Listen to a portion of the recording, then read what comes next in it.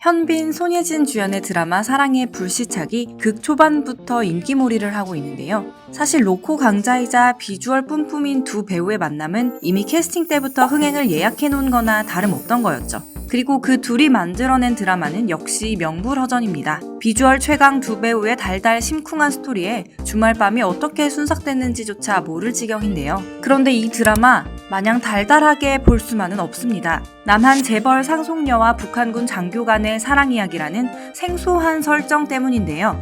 현빈과 손예진이 처음 만나는 장소는 민간인 출입이 통제된 DMZ죠. 첫 만남부터 심상치 않습니다. 북한 남자와 남한 여자의 사랑. 다소 위험해 보이는 이들의 러브스토리 현실에서도 가능할까요? 극중 손예진이 현빈과 처음 마주친 곳은 비무장지대입니다. 비무장지대는 국제조약이나 협약에 의해 무장이 금지된 지역을 말하는데요. 이곳에는 군대의 주둔이나 무기의 배치, 군사시설의 설치가 금지됩니다. 민간인 출입도 당연히 통제됩니다. 비무장지대는 군사기지 및 군사시설보호법에 따른 통제보호구역에 해당하는데요. 허가를 받지 않고 통제보호구역에 들어간 경우 출입행위 자체만으로도 1년 이하의 징역 또는 1,000만 원 이하의 벌금에 처해질 수 있습니다. 물론 단순 실수라면 처벌을 받지 않을 수도 있습니다. 군사시설보호법에 과실범을 처벌하는 조항이 따로 없기 때문인데요. 극중 손예진의 경우를 예로 들어볼까요? 손예진은 패러글라이딩을 하다가 돌풍에 휩쓸린 후 비무장지대에 추락하는데요. 이처럼 사고나 실수로 인해 통제구역에 들어갔다면 처벌받지 않을 가능성이 높습니다. 신기한 건 드라마뿐 아니라 현실에서도 이런 일이 벌어진다는 건데요.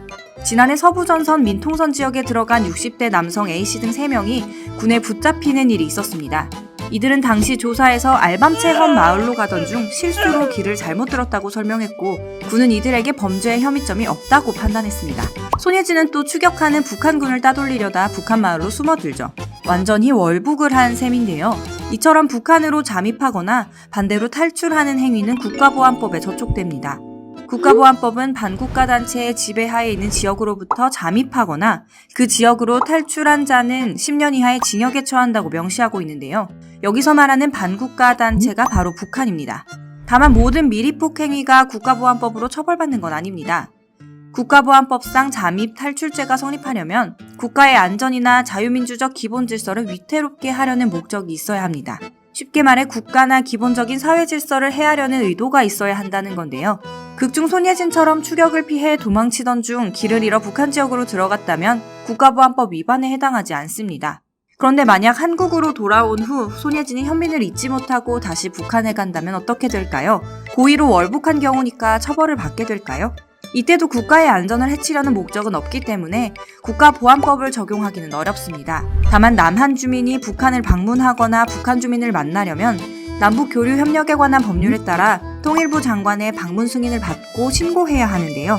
승인 없이 북한을 방문할 경우 3년 이하의 징역 또는 3,000만 원 이하의 벌금에 처해질 수는 있습니다. 지금까지 사건의 전모를 알려주는 풀스토리였습니다.